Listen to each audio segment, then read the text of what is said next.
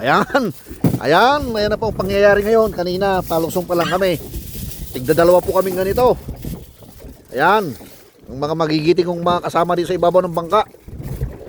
Medyo maalon pa ang tubig, kaya medyo delikado mag-silpon-silpon. Kaya dito lang muna pagkain namin. Marami na po kaming huli. At saka ito, tigga ganyan kami. Tigdadalawa kaming isa. Ay, yung ano pala kanina, kamatis ako ah. Pero maganda na yung ano, kahit na walang kamatis. Masarap ng lasa eh. Matamis. Kailangan pala tulad yung kamatis, oh. Oh, ayan oh, may huli na oh. Ay, yellow tail. Ilang piraso? Gusto mo, dalawa? Dalawa to eh.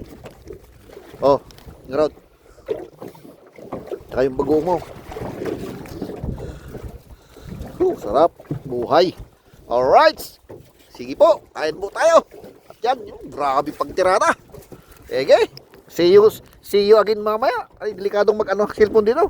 Baka tayo malaglagan ng cellphone.